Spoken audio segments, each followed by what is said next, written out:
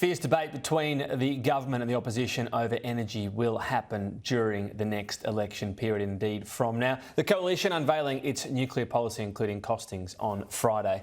Joining me now is former Snowy Hydro Chief Executive Paul Broad for his views. Thank you for your time. I guess just first of all, your 30-second take. Did you see any issues with what the coalition released on Friday in terms of viability? I thought, Tom, the Frontier Economics report was fantastic. It does the job, finishes the job that AEMO started. It does a full analysis of renewable and adds nuclear to their model. So it gives the robust and the credibility to the modelling. So I thought that was fantastic. And the fact that Denny Price did that pro bono, he didn't do it for partisan political reasons. Denny worked for all sides of politics. He did it because he thought the debate was off the rails. I admire Denny for that. And Denny's had a long association in the energy industry. He gets an enormous amount of cred to his report. You might have a few people saying, hey, you do pro bono now. But anyway, that's out there. Let me go through a few things that have been highlighted. The first one around costs. Now, there have been assumptions made for how much nuclear will cost. Obviously, it's not an industry that exists in Australia. You've overseen a major energy project that has had blowouts. I know that there's been talk around perhaps Snowy Hydro was originally $6 billion and has gone out to 12 rather than $2 billion. But doesn't that highlight the biggest risk? The price of nuclear power plants could easily increase. Well, the difference is that for Snowy 2.0, we're underground.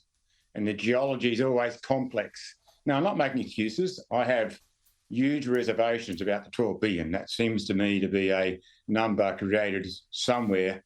And they've, I don't know, I have huge issues about it, and I wait till the Auditor General does an audit of it. But on nuke plants today, there's 100 of them being built around the world.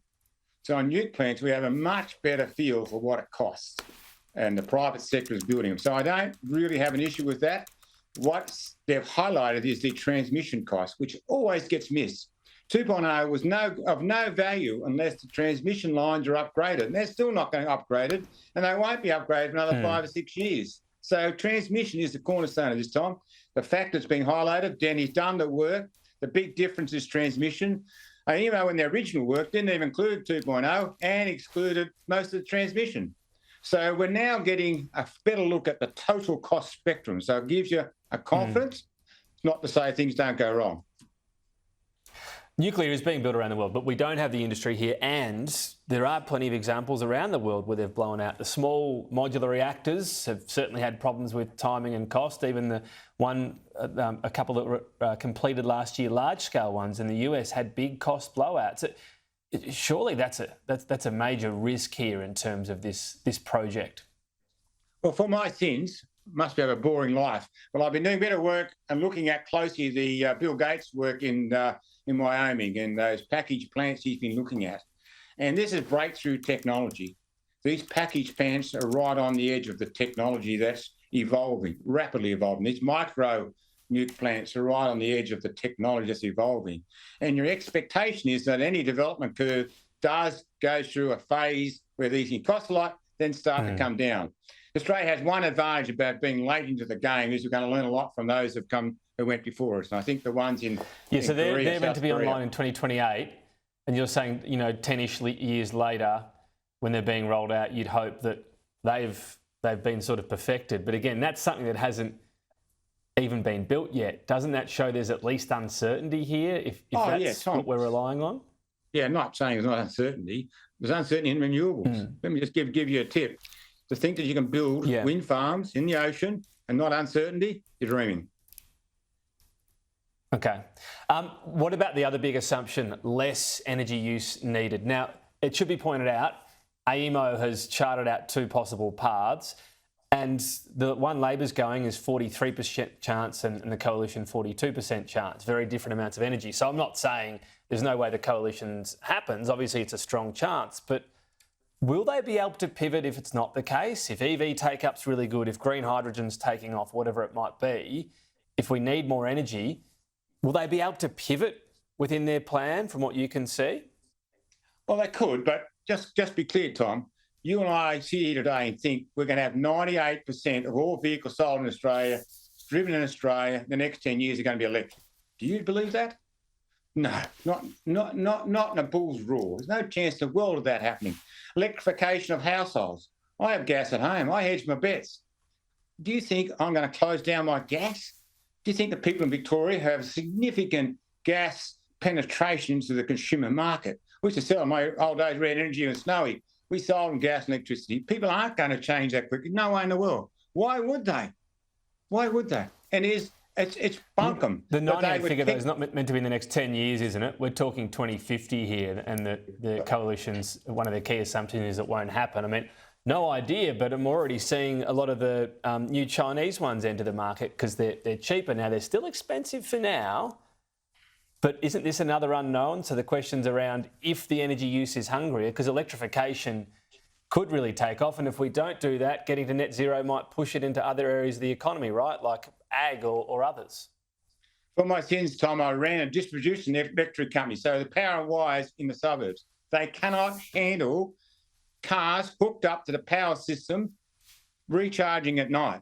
You have three-phase power to get energy into a car system. The three-phase works at your home because your neighbours don't have it. If everybody in the street's got three-phase on, you need to massively upgrade the street. The costs will go through the roof. No one thinks about what happens on these networks when you start tagging these things onto it.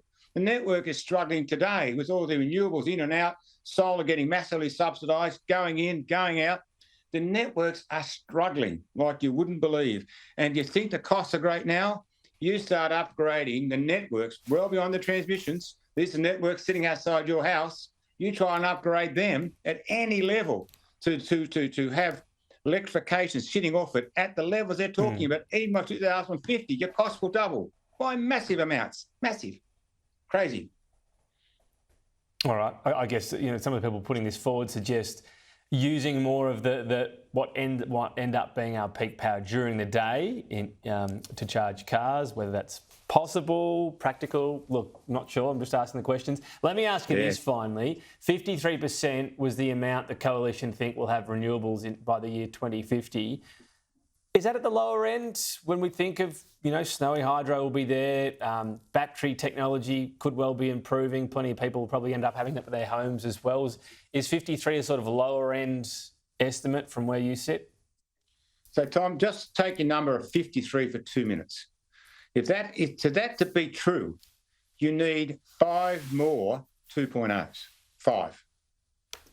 One takes 10 years, 8 years. So you got 50 years from now. But it doesn't have to all be big battery projects. It can be smaller ones, right? Or it can be people having batteries at home or any number of combinations. The batteries last for 5 minutes. You've got to have long duration storage. Periods of times you'll have your solar and wind droughts. In Germany, they're having them right now. The big debate in Europe is that the Germans are sucking the power out of the other adjacent countries because they have no firming. You've got to have firming. When I was at Snowy, we've hit about 34% now on renewables, and we don't have Snowy 2.0 online. You get some days you've got nothing, nor almost. So when we had that energy crisis a couple of years ago, everyone blamed the baseload power. So what it was a renewables drought. We had still really cloudy, wet days for about 2 weeks. What you need is long duration storage, as well as some batteries. Batteries are great in keeping the system in balance, in and out quickly. Great. Gas would be great, but we can't go and get gas. The gas plants have diesel as backup. Now, in my old town, the Hunter, place I love, we have as much gas under the Hunter as there is in Bass Strait, but we can't get it. Don Perrottet did the nation a favour by getting Narrabri up. We need gas. We need gas at a massive level. That is allegedly the next part of the coalition's plan, which will be unveiled. We might talk after then. Paul Broad, appreciate your time today. Thank you. Always a pleasure, Tom. Talk soon.